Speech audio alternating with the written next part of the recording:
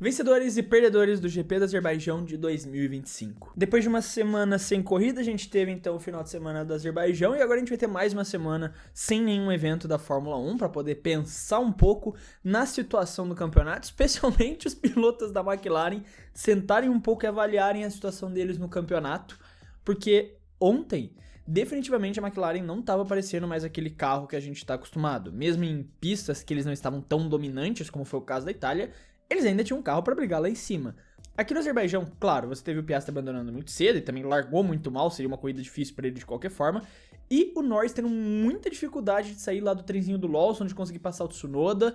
Ainda acho que teve alguns deméritos da própria McLaren, dos próprios pilotos da McLaren, a gente vai discutir isso no vídeo. Mas já começa a levantar essa questão de que existe, e sim, existe um cenário de que o Max Verstappen ainda pode ser campeão mundial em 2025. Então, sem enrolar muito mais, a gente já começa a falar aqui do nosso primeiro vencedor, Max Verstappen.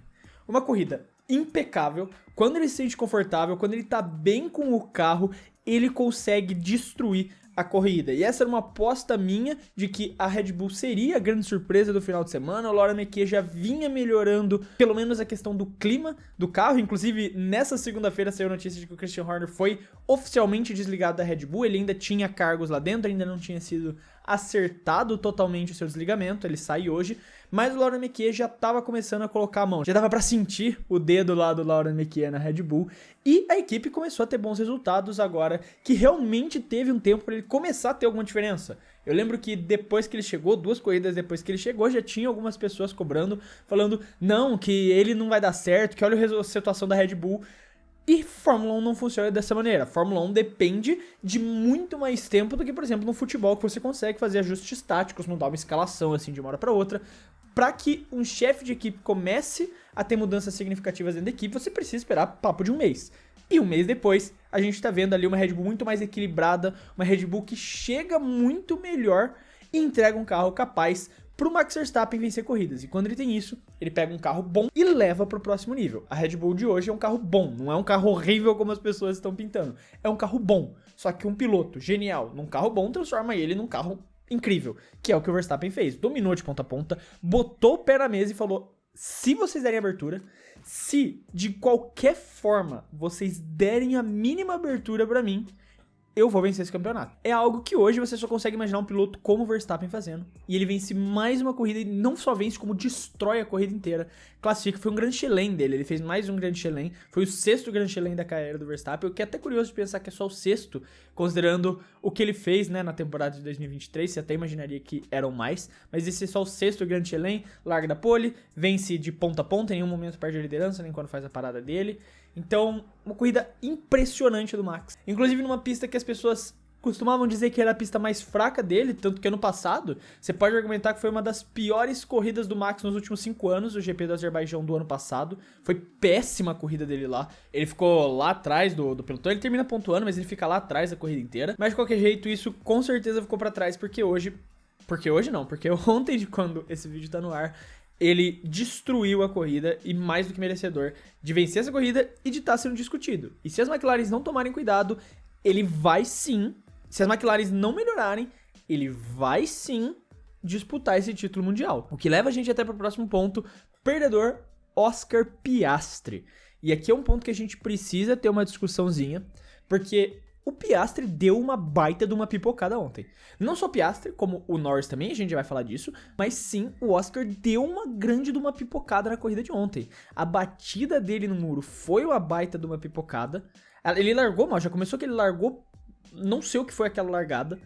Ele tentou prever a largada, ele se deu muito mal, ele larga errado, vai pro fundo do pelotão, levaria punição se não tivesse batido, mas daí ele continua na pista, passa o álbum, só que depois vai lá e bate o muro na primeira volta. Uma pipocada gigantesca do Oscar Piastri, de um piloto que depois do Lewis Hamilton era o 2º colocado no recorde de mais corridas consecutivas que ele participou e não abandonou. E agora que a situação tá funilando, que o campeonato tá chegando nesse momento mais decisivo, o Piastri é uma pipocada.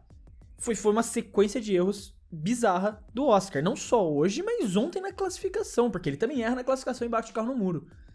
Especialmente numa pista que tradicionalmente ele vai muito bem. Ano passado ele fez uma grande corrida, aquela ultrapassagem maravilhosa que ele fez pra cima do Leclerc, pra vencer a corrida. Ano passado ele foi muito bem no Azerbaijão, então não tem nem muito essa desculpa de que é uma pista que talvez ele não vá bem, que ele não goste. Eu achei realmente uma grande pipocada por parte do Oscar Piastri e que abriu um caminho, abriu essa porta gigantesca para que tanto o Norris quanto o Verstappen diminuíssem. O Verstappen fez o papel dele, venceu a corrida, o Norris nem tanto. E a sorte do Oscar é que, querendo ou não, a vantagem clara ainda são das McLaren. E eu acredito que mesmo com esse resultado abaixo, as McLaren não é um carro para ficar... As McLaren não tem um carro pra ficar brigando ainda por 7º lugar, 6º lugar, como foi nesse final de semana. Acredito que já no próximo já vão estar no habitat natural deles dessa temporada, que é brigar lá em cima. Talvez agora com o Verstappen se enfiando no meio mais frequentemente, mas vão brigar ali na parte de cima normalmente. O ponto é que ontem ele deu essa abertura, tanto pro Max diminuir essa vantagem, agora são 69 pontos, o que ainda é muito difícil de tirar, mas principalmente pro Lando Norris. E a sorte do Piastri foi que o Lando Norris não fez uma boa corrida, nenhuma boa classificação, porque ele também pipocou na classificação.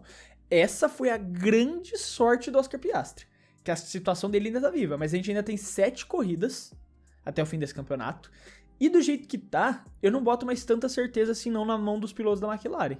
Vamos ver, né, talvez, como eu falei, na próxima corrida eu acho que as McLaren já vão estar bem, mas se o Verstappen vencer todas as corridas até o final, incluindo sprints, o que ainda é muito difícil até mesmo pro Verstappen fazer, mas ele é o piloto mais capaz disso do grid atual, ainda assim é muito difícil dele conseguir fazer.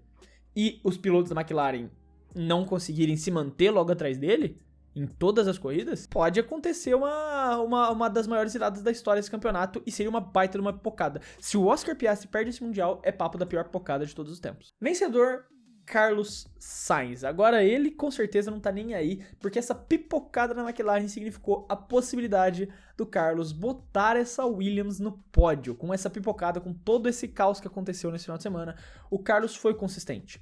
Por conta da classificação, ele teve sim uma sorte, querendo ou não, deu uma ajudada, mas eu concordo com a fala que ele deu uma entrevista pra Band depois, né, que a Mari Becker pergunta pra ele se ele achou que teve sorte envolvida, ele fala, não, foi trabalho duro. E sim, eu concordo, porque querendo ou não, ninguém bateu o tempo dele. Depois que os pilotos saíram pra fazer as voltas, bateram o tempo do Lawson. O Lawson depois vai lá e melhora o tempo dele e vai pra 3º lugar. Então, as pessoas poderiam ter batido o tempo do Sainz, mas não conseguiram. Então, teve um pouco de sorte? Teve um pouco de sorte. Mas também teve o trabalho dele fazer uma grande volta. E o carro da Williams estava lá. O carro da Williams era rápido. A gente pode ter visto até na corrida que o Albon não teve dificuldade em escalar o pelotão e subir até a 10ª colocação. É claro que ele leva a punição por conta do toque com o Franco e volta lá para trás. Mas ainda assim, era uma corrida que o carro da Williams estava muito bem. O carro da Williams estava muito bem. Se o Albon tivesse classificado no top 10, eu não duvido nada ele ter terminado lá em cima também, em 4º, 5º, que seja. Mas quem fez isso foi o Sainz. Foi o único piloto da Williams que conseguiu se classificar bem, colocar o carro no P2 e no braço ele conseguiu manter o carro dentro da posição de pódio. Foi mérito total do Sainz. Ele leva ainda o overcut da Mercedes, numa estratégia inteligente deles e de um piloto muito bom que é o George Russell, que tava doente, né? Inclusive o Russell, a gente vai falar depois do Russell aqui no vídeo, mas um grande final de semana do Russell doente e conseguindo ainda pilotar no nível que ele tava pilotando, mas o Sainz, mesmo com essa perda de posição, termina em 3º lugar, o que, né, na situação do Williams, 3º, 2º, pouco faz a diferença, o importante era estar ali no pódio, conseguiram fazer isso, o Sainz ele ainda traz esse voto de confiança, ele fala que esse vai ser o primeiro de muitos pódios dele com a Williams, e realmente tem essa expectativa de que, pelo que a gente tá vendo esse ano, com o fato dos investimentos da Dorilton Capital, com a reforma completa lá da fábrica que eles estão fazendo, com o que se espera da Williams pro carro do ano que vem, de que o carro vai ser decente, vai ser um carro melhor ainda do que o que a gente tá vendo aqui em 2025. Então pode ser realmente que a gente veja mais pódios. Agora o ponto é que a gente viu realmente o Carlos Sainz que a Williams contratou. Esse foi o Carlos Sainz que a Williams quis contratar, e não por conta do pódio, mas por conta do nível que ele pilotou. Ele foi rápido, ele foi consistente, em nenhum momento ele chegou a ser ameaçado por ninguém atrás dele. Ele realmente estava rápido na pista. Não é aquele Carlos Sainz do Bahrein que enfia o carro no Tsunoda. Não é aquele Carlos Sainz que fica se metendo em toque bobo, que fica rodando sozinho, que fica batendo com o Oliver Berman, que fica batendo com o Liam Lawson. Não é aquele Carlos Sainz que bota tudo a perder, que joga tudo fora num toque bobo e destrói a corrida por conta disso. Não é mais esse Carlos... Não é mais. Foi uma corrida, né? Não vou generalizar o fato de que o Carlos Sainz ainda tá tendo uma péssima temporada. Isso daqui melhora. Tipo, é o que eu falei. Pega ele e bota na linha de desculpa. Então me desculpe, Carlos Sainz, por todas as críticas. Você realmente botou seu nome na história da Williams com esse pódio. Mas o fato é, Ele ainda vem de uma temporada muito ruim, e essa corrida finalmente vira essa chave. Demorou tudo isso pra essa chave finalmente virar e ele virar esse piloto que a Williams esperava dele. Vamos torcer pra que ele melhore, pra que ele volte a manter esse nível ao longo de toda a temporada, porque se isso acontecer, a Williams já teria passado 100 pontos há muito tempo. Porque o Albon tem 70. Se eles estivessem juntos, né, se o Sainz estivesse acompanhando, teria o quê? Uns 140 ali por perto, uns 150, né, considerando mais essa corrida que aconteceu. Então, foi um grande final de semana que ele conquista isso no braço, na marra, na vontade, e que ele garante o primeiro pódio da Williams conquistado na pista desde 2017. Porque 21, né, pelo amor de Deus. Perdedor, Lando Norris. Nosso próximo nome da lista, o outro piloto da McLaren, que realmente teve outro final de semana completamente abaixo do esperado. As McLarens claramente não estavam no seu 100%, mas ainda assim você esperava alguma coisa melhor e nem conseguiu ultrapassar, não conseguiu sair dali na corrida, terminar em 7º lugar na corrida. E assim, com todo respeito, eu não consigo acreditar que a McLaren decaiu tanto, a ponto de ter essa dificuldade. O nível da McLaren, obviamente, no Azerbaijão não estava o mesmo, mas ainda era um carro para brigar lá na frente. Era um carro para brigar para as primeiras posições. Não necessariamente pela vitória, não necessariamente, talvez pode ser que nem tivessem um carro capaz de se recuperar sem passar o Sainz, que seja. Definitivamente era um carro para você estar brigando ali, pelo menos pela 4ª colocação, para você estar brigando ali, tentar sonhar com esse pódio, mesmo que parecesse muito difícil alcançar o Williams do Sainz, mesmo que o Williams parecesse estar muito rápida. Não era um carro para ficar em 7º lugar, mas ele ficou preso no trenzinho do Liam Lawson atrás do Tsunoda também. E a McLaren não conseguiu fazer uma estratégia boa para se livrar ele disso. A parada foi muito ruim também, teve parte de culpas da McLaren, da estratégia, né? Que a parada dele com o Norris não foi a melhor do mundo, isso atrasou o pit stop dele, atrasou o retorno para a pista. Ainda assim, o Norris tinha a faca e o queijo na mão para diminuir ainda mais a vantagem pro Oscar Piastri. Para vocês terem noção, se o Norris tivesse vencido a corrida e o Piastri terminado em segundo, ele teria diminuído em 7 pontos a diferença pro Piastri. Nessa corrida, com a 7ª colocação, ele fez 6 pontos. Ou seja, no final de semana que o Piastri nem correu, ele diminuiu menos pontos ainda do que nesse cenário hipotético que o Piastri corre e termina em segundo lugar. No final de semana que o Piastri nem completa a corrida, ele conseguiu fazer menos pontos do que ele precisava ainda para diminuir a vantagem dele. O que coloca ele ainda numa situação completamente inviável para mudar esse campeonato. Se na próxima corrida a McLaren voltasse a McLaren dominante, que vence assim sem dificuldade, o Piastri só precisa ficar terminando em segundo, vencer. É que tem as sprints que mudam o cenário, claro. Mas o Piastri só precisa vencer uma corridinha ali no meio desse pelotão das 7 que faltam e tá tranquilo. Então, pra mim foi uma grande pipocada também do Lando Norris. Menos do que a do Piastri. Foi menor que a do Piastri, mas ainda foi uma pipocada do Norris. Sem o Piastri, ele não consegue melhorar o tempo dele, fica mal na classificação. O que não é a primeira vez, ele já se classificou mal em outras corridas assim também, nessa temporada. É uma classificação muito abaixo do Lando. E na corrida ele fica preso no trenzinho ali, não consegue progredir. E ainda só diminui em 6 pontos a diferença pro Piastri no campeonato. Pro Piastri, como eu falei, você até pode, de certa forma, considerar como vencedor, porque o Norris não conseguiu diminuir tanto a diferença pra ele. É quase a mesma coisa do Norris ter vencido a corrida e ele ter terminado em segundo. Mas ainda assim, obviamente, pelo que aconteceu, ele é um perdedor, porque é aberta essa porta e essa possibilidade, tanto do Verstappen quanto do Norris ter chego. Mas o Norris também não aproveitou a oportunidade que ele teve para diminuir a vantagem pro Piastri. E por conta disso, ele é um perdedor para mim. Nosso próximo vencedor é Liam Lawson. Foi até engraçado, porque no vídeo de reação ontem, teve alguém nos comentários que foi falar: olha lá, ele vai elogiar o Lawson só porque ele teve uma boa corrida, e sendo que semana passada ele foi péssimo. Sim, ele teve uma boa corrida, eu vou elogiar o cara que teve uma boa corrida. E ele tá tendo uma boa temporada se a gente considera Mônaco pra cá. Que é o ponto que a gente já vem falando faz um tempo, né? Veio de um comentário de um dos inscritos aqui do clube que mandou, que eu li faz um tempo, então me desculpa, me fugiu já o seu nome. Mas faz um tempo já que sim, ele tá indo bem. E mais ou menos ali desde o GP de Mônaco, o Lawson tá indo muito bem. E a corrida de ontem, mais uma vez, ele vai muito bem. Ele consegue se classificar bem, se classifica em 3º lugar. Durante ali a corrida, ele não consegue manter a posição, mas ele consegue se manter numa posição boa o suficiente para segurar um monte de carro e não deixar nenhum deles passarem. Segurar o Tsunoda, segurar o Norris, segurar as Ferraris. Ele consegue fazer uma grande corrida, se manter ali na frente e mais uma vez defender o nome dele, porque querendo ou não, ele tá numa briga direta com o Tsunoda para ver quem que vai perder essa vaga. Para mim, assim, a briga direta, do jeito que eu falo, já tá muito mais pro Tsunoda ser demitido do que o Lawson. Mas ainda assim, existe essa discussão. Alguns portais, eles vêm apontando que ainda existe uma chance do Tsunoda salvar, pelo menos antes dessa corrida. Depois dela eu já falei que a pá de cal do Tsunoda tava selada. Pra mim, depois dessa corrida, se existia alguma dúvida dentro da Red Bull, não tem mais também. Mas existia uma discussão, ainda alguma dúvida, de que o Lawson poderia ser escolhido, e depois de ontem, pra mim, não tem discussão. E até por isso, seguindo, eu boto aqui o perdedor e o Tsunoda. Porque mesmo quando ele tem uma boa corrida, uma Racing Bull fica na frente dele. Isso é meio inacreditável, cara. Mesmo quando o Tsunoda faz uma boa corrida nessa Red Bull, uma Racing Bull termina na frente dele. Foi uma boa corrida, o carro da Red Bull tava bem, tava confortável, você deu pra ver que pela primeira vez o Tsunoda teve um final de semana sólido do começo ao fim, nos treinos estava apresentando bons resultados, mas isso não significava muito pro Tsunoda nos últimos meses, e daí chega na classificação, se classifica bem, chega na corrida e corre bem, né? Mesmo que sexto lugar, comparando o que o Verstappen fez. Se você pega esse mesmo cenário no ano passado, no final do ano passado, se fosse o Pérez terminando nessa sexta colocação, seria o suficiente pra, tipo, falar, ok, ele merece continuar na Red Bull, tá ali, tá pilotando bem. Então, ele faz uma boa corrida, ele se classifica bem, ele corre bem, mas ainda termina atrás do Liam Lawson. Então, cara, é difícil falar que ele é um vencedor quando ele vai bem, mas ele ainda termina atrás dos caras que ele precisa terminar na frente. Eu acho que é muito difícil você colocar qualquer Red Bull como vencedora quando ela termina atrás de uma Racing Bull, independente do cenário. Porque no cenário que a gente vê da Red Bull, que as cabeças são cortadas muito fácil, especialmente desse segundo carro, terminar atrás de uma Racing Bull já te coloca vários pontos pra baixo nessa questão. A Red Bull não vai trocar hoje o Tsunoda, não vai de nenhuma forma tirar ele da equipe, mas até antes do final do ano, no caso, pro ano que vem eu tenho certeza que ele vai sair.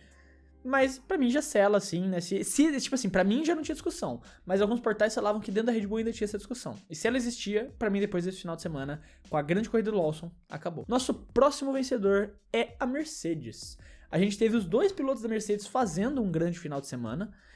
Diferente do que aconteceu com a McLaren, eu acredito que eu botei os dois pilotos da McLaren como perdedores em pontos separados, porque eu acredito que, mesmo que a McLaren seja uma grande perdedora desse final de semana, porque podia carimbar o título de construtores e não o fez, ainda assim os pilotos foram perdedores por pontos específicos. A Mercedes eu vou colocar como vencedora completa por conta do conjunto geral da obra. A Mercedes foi perfeita, assim como seus pilotos foram perfeitos na medida do possível. O Antonelli, primeiro, fez uma grande corrida, né? É só ele pintar ali pro lado asiático do país, mesmo que seja um país euroasiático, mas ele foi pro lado asiático ali, correu bem, fez uma grande prova, o Antonelli, mostrando ali que o talento ele tem. Ele só foi muito cru pra Fórmula 1, ele subiu muito cedo, muito jovem, e a gente brinca, né, com a questão, as corridas europeias, claro, que é muito curioso que foi realmente só nas etapas europeias que ele foi muito mal, é muito curioso isso, mas ainda assim, era evidente que ele ia ter péssimas corridas nesse ano. Era evidente que ele ia ter péssimas performances nessa temporada. Só que isso durou muito mais do que você esperava que duraria. Ainda assim, ele conseguiu se recuperar, teve suas boas corridas no meio disso, e agora no Azerbaijão faz uma grande corrida para terminar em P4. E em P2 o Russell, mais uma vez ali, fazendo um trabalho dele quieto. E mais impressionante que fez isso doente. Se você pega o pódio lá, o Russell parece que ele vai desmaiar naquele pódio ainda.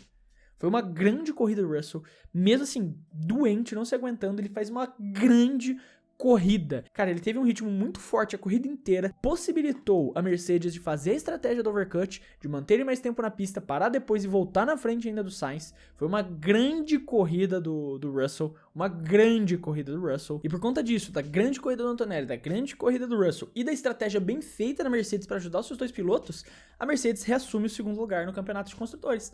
Passa a Ferrari. E exatamente por isso que eu coloco aqui o nosso próximo perdedor como a Ferrari. A Ferrari foi uma grande perdedora nesse final de semana. Como eu falei até no vídeo, né, no Shorts, voltando pro seu habitat natural. A Ferrari foi péssima nesse final de semana. Em questão de carro, que não tava lá. Em questão de corrida, que as estratégias não ajudaram. Os pilotos ficaram presos ali no trenzinho. Eles depois ainda fazem aquela inversão de posição, né? Deixam o Hamilton passar o Leclerc pra ver se ele consegue passar o pessoal na frente. Ele não consegue passar. E a Ferrari fala, ok, devolve a posição. Só que ele acaba não devolvendo. E daí depois da corrida ele até vai se desculpar. Ele fala, eu realmente recebi a ordem muito tarde, daí eu não consegui parar a tempo pra deixar o Charles passar, então desculpa pro Charles. E o Charles claramente não gostou disso, né? Ele ficou bravo por não ter tido a posição devolvida pra ele. Ele fala, não me importa com a oitava colocação, mas eu não gostei. Então, você se importou, Charles. Pode falar, não precisa falar que você não se importa e logo em seguida dar uma opinião que mostra que você se importa. Mas o principal ponto é que a Ferrari tava péssima, não tava bem nesse final de semana, e isso custou pra eles o segundo lugar nos construtores. E não só isso, como se você mostrar a tabelinha, se você olhar a tabelinha de construtores agora, você vai ver que a Red Bull tá próxima da Mercedes. A Red Bull se aproximou com essa vitória do Max, com essa boa colocação do Tsunoda, a Red Bull se aproxima da Ferrari no terceiro lugar dos construtores. E se a Red Bull continuar tão bem, se o Max continuar bem dessa forma e o Tsunoda se encontrar com o carro, conseguir pilotar ele de forma equilibrada até o final do ano, eu não duvido nada dessa Red Bull passar a Ferrari e a Ferrari terminar em quarto lugar nesse ano ainda, tendo ficado em segundo boa parte do campeonato.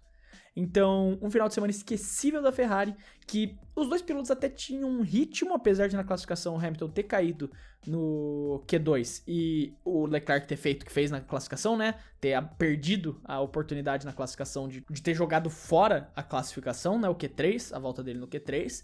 Na corrida eles até tinham um ritmozinho, mas não era nada suficiente e ficaram presos ali no bolo, né? Que tinha uma McLaren na frente deles, tinha um Tsunoda e tinha um Lawson ali segurando o trenzinho todo da alegria. Que pro Lawson definitivamente foi o trenzinho da alegria, pra todo mundo atrás dele, com certeza foi o trenzinho dos infernos. Mas aí tá, os vencedores e perdedores do GP do Azerbaijão de 2025. Eu quero saber a sua opinião, se você concorda, discorda de alguma coisa, não esquece de deixar aí nos comentários. Sempre quero saber o que vocês têm a dizer. Lembrando aqui também que se você gostou do vídeo e quiser ajudar o Clube da F1, você pode fazer isso se inscrevendo no canal, porque ajuda muito a poder continuar produzindo todos esses vídeos aqui pra vocês. Outra forma de ajudar também, caso você queira, é clicar no botão aqui embaixo, seja membro, que apoia muito o clube a poder continuar produzindo todo esse conteúdo aqui pra vocês e vem com alguns benefícios, como prioridade dos seus comentários aparecerem nos vídeos e também decidir temas de vídeos por enquetes exclusivas. No mais, eu quero deixar um abraço pra você que ficou até aqui no final e até o próximo vídeo.